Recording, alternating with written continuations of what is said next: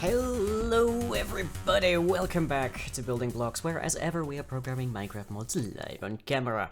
And we have arguably our biggest challenge in a while right now, because we are currently still trying to figure out taking a heat map plume view of an entire arbitrarily shaped and sized hive and converting that into a series of rooms that are useful that we can actually place stuff in. And there is a lot that gets done inside of video game development to try and do essentially what we're trying to do. So consequently, it's not an easy thing. It's the kind of thing that they throw a whole ton of, like, you know? For saving Ben 3. Oh, thank you very much there, Para. I'm sure Pixel will enjoy that little snack. Yeah, it's the kind of thing that a lot of money gets thrown at, and we honestly don't have that much to use on it. So we are doing this in as basic a way as we can, more or less, as long as it works.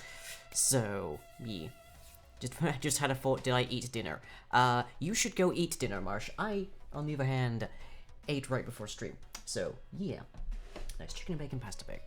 So I have the beginnings, I think, of a solution. Last week we figured out how to actually generate a heat map, and it looks nice, but there was a problem in trying to figure out exactly how to identify where the doorways and such were that could cause problems for us. So I've done a lot more work, and I don't think I'm much closer on getting apoptosis working, but I at least have the makings of something that should work. But it is not complete, and it has some problems, as we'll see in a hot minute right here. So currently it is, I believe, working on generating the heat map, which you might guess can take a while. So that's a problem. And let me just see, where is it up to? It's nearly done. 3, 2, 1, up. So there we go. There is one of the heat maps. And it looks pretty. It looks pretty. There's definitely that, and it is definitely a map of the hive blocks and the open air inside of this structure. And the same also works if we go over to here, and we do the same. This one's probably a lot faster because there's so little of it by comparison.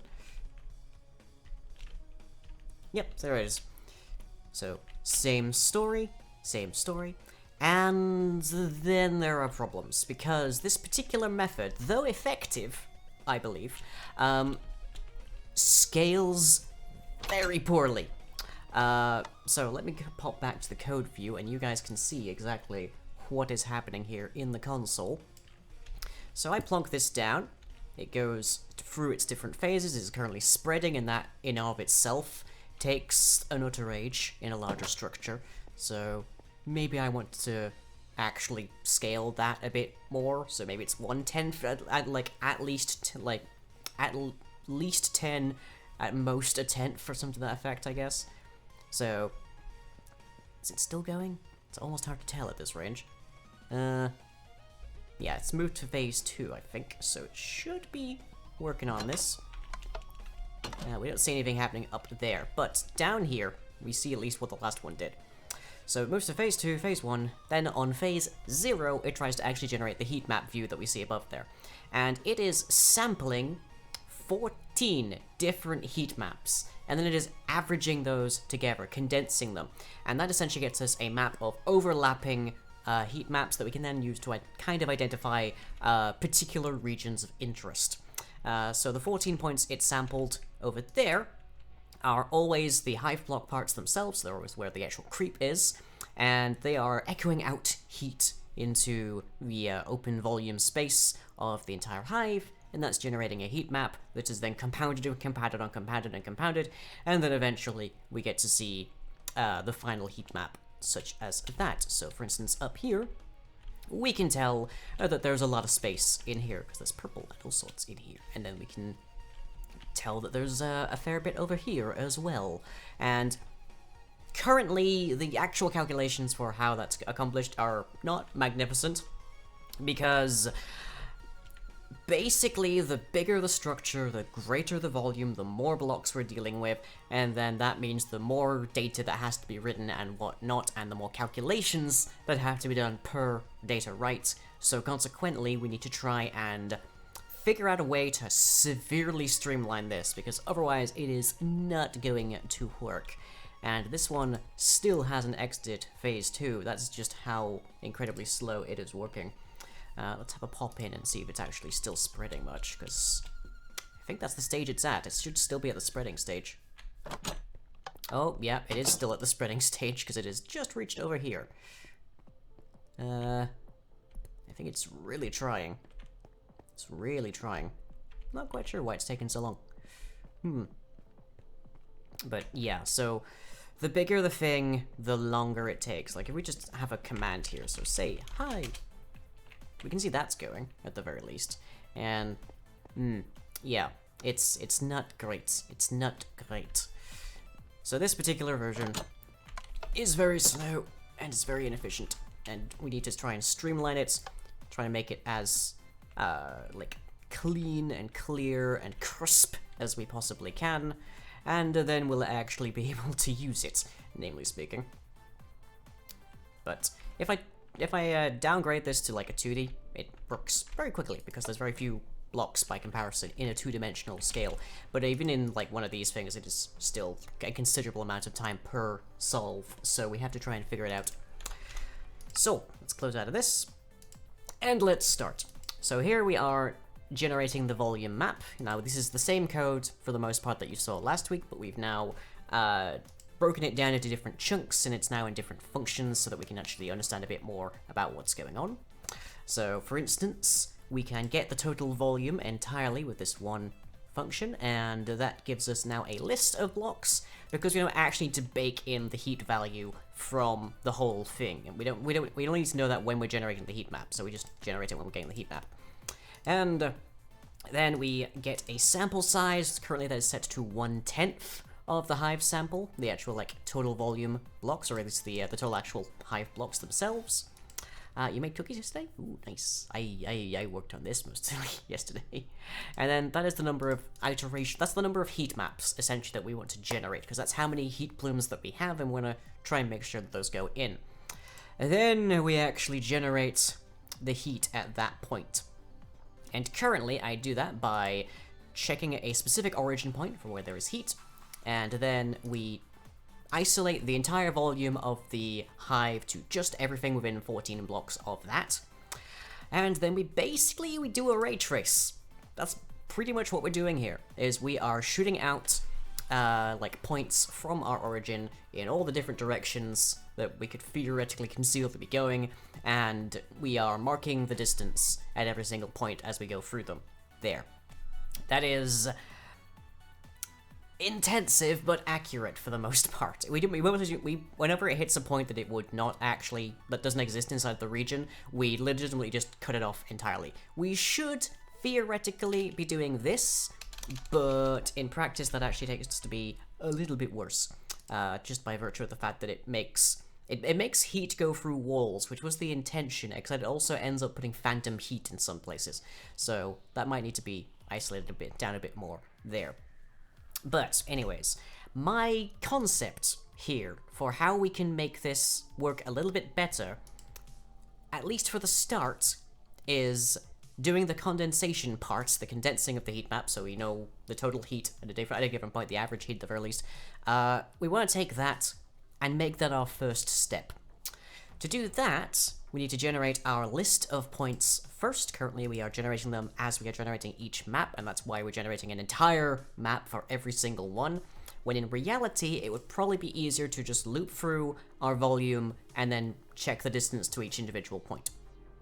That's probably a lot cheaper, or at least it might be. We're gonna find out. So, that's our first thing, is we need our list of points. So, for int I equals 0, I is less than sample size, loop I plus plus. list block position heat plumes. Now the heat plume solution here does mean that we get a bunch of places that are representatively large, that are of significant scale, because those are the places that are most likely to get overlapped by different heat plumes. It's not perfect. It doesn't specifically identify doorways and the like. It just identifies open space, more or less, and the way that we're selecting them is entirely random. They're like, they should be relatively even around and whatnot, but there's not a lot that says where they are, so yeah.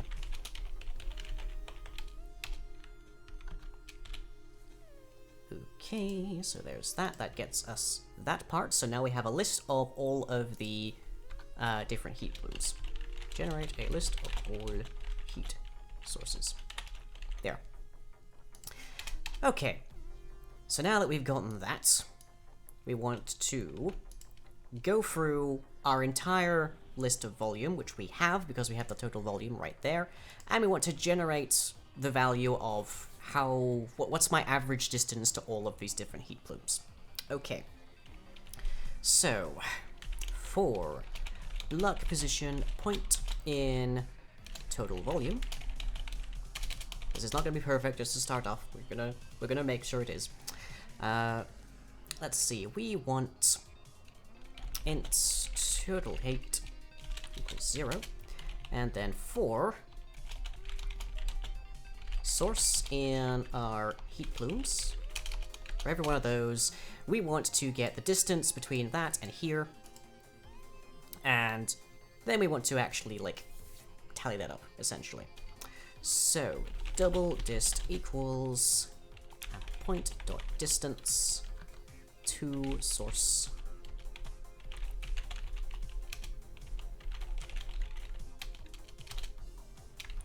Now the reason this might work better than the other method is that we're just running through the whole thing once. We're not doing it over and over and over and over.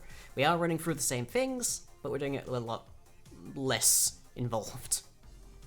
So hopefully this works out okay. Okay, so if dist is lower than 14, then total heat plus equals 14 minus dist. There. So that would then mean that our heat map value for that particular point. Oh, thank you very much, Shadow. Such adorable bits. Look at that. Look at all those little happy corky heads.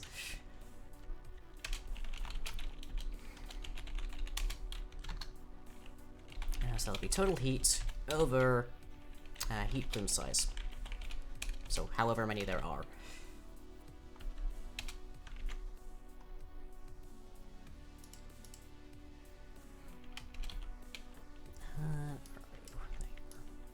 Just need that for a second. Just so I can store that in case I hack up dramatically and decide to revert this entirely.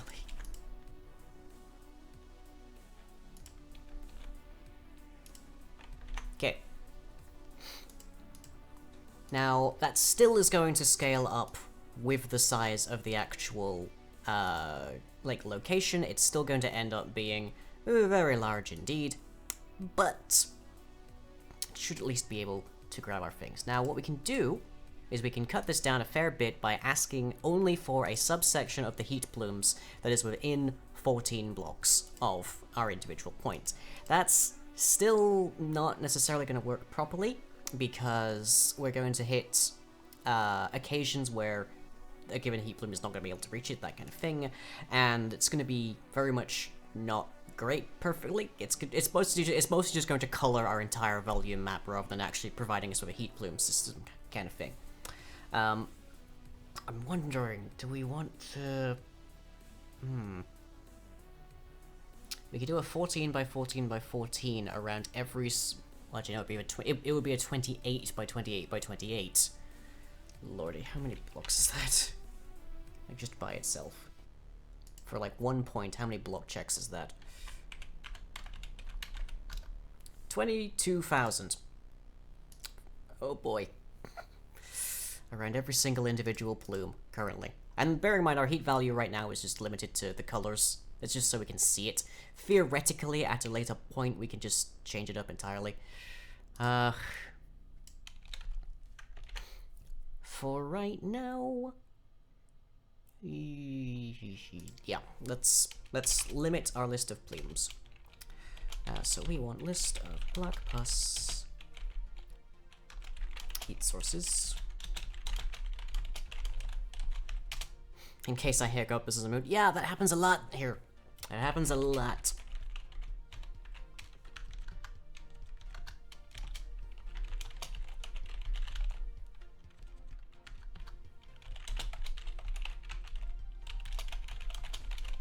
So I'm just adding a filter here,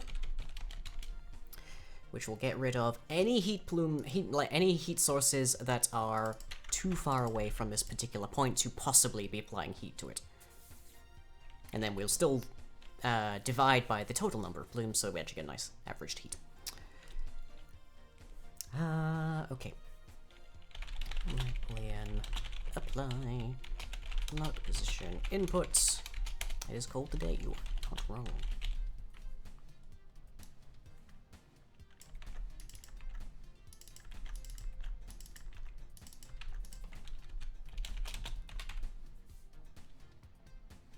There, so now they couldn't possibly be above that.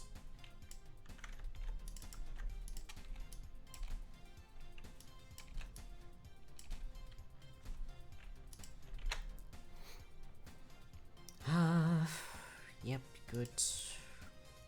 Right, let's give it a whirl. Hopefully it works better. But yeah, we're getting to the point now where this is the kind of system that a video game company working on a procedural generation game would spend little months developing. We don't have that kind of time.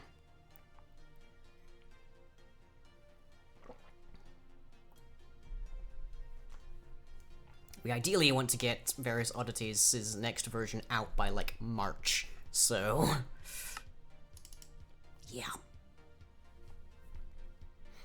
I'm gonna keep the window open here so I can still see the console, but we'll see how this goes for you guys.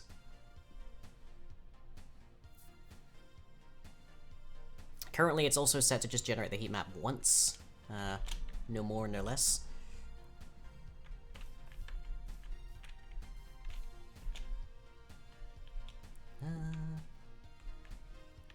Okay, it looks fine. Let's give this a test over here. The sneezing in the background. Okay, phase 0. It's generating. So that is equidistant. Like, that's basically equidistant to all available maps. And well, all heat plumes. And it's not bad, not bad. As we can see above here, it is not paying any attention to how these points are divided, how these places should not be able to interact, that kind of thing. So it's just sort of like jigsaw pieces made out of a final thing. And if we bring it over, plug it in the middle, see what happens. Yeah, I think I definitely need to increase this, the rate at which this places blocks, the bigger it gets, because it is very slow. Once again, the larger it gets.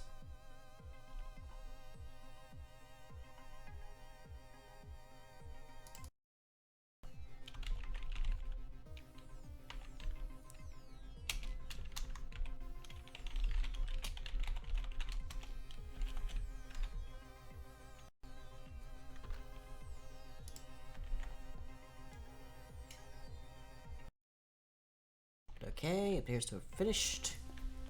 So let's check out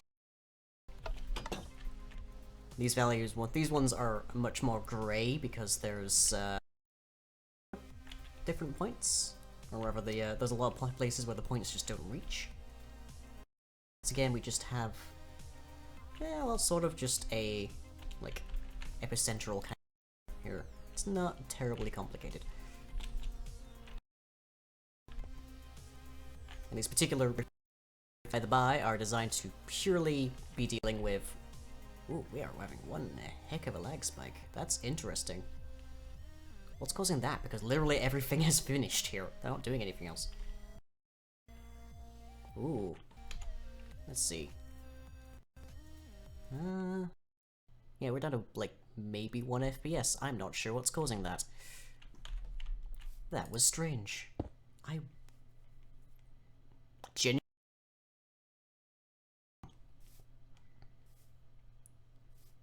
And has a look up there. Yeah, more or less the same detail.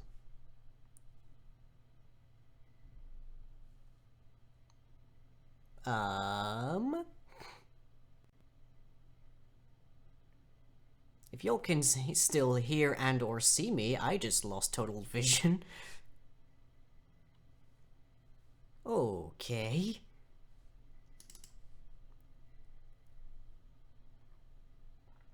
I might still be streaming, I'm not 100%, because a lot just happened.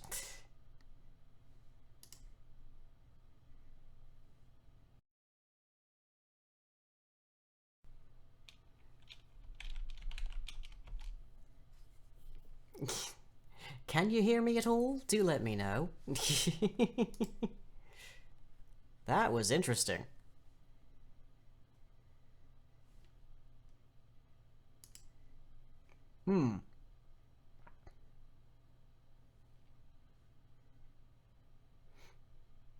Vulpus, no. I wish to live. Fuzz would actually murder me.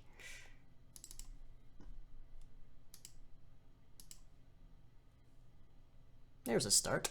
Okay. Yeah, a lot of stuff just keeled the hell over here. Not sure exactly what just happened there, but oh boy. You can hear me? Okay, good to know. I was about to blip the stream there.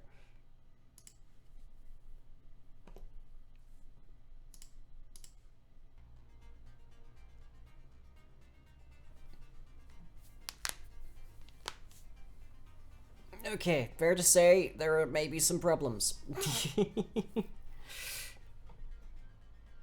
Fair to say there are maybe some problems.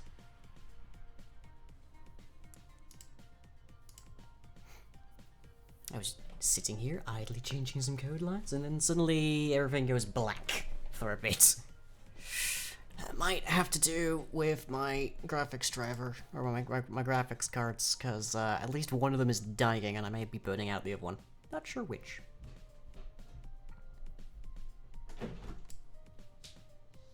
Hello. Apparently you're still streaming. Apparently. Why? I was told to let you know. Oh, okay. Then, yes, apparently I am still streaming. Okay. Both screens went black and half my things shut down. When was this? A few seconds ago. Right. Yeah. You should really get that checked out. That would require monies to do so. Okay. That was a thing that suddenly happened. Trying to think then. Facecam is desynced with audio? That's interesting.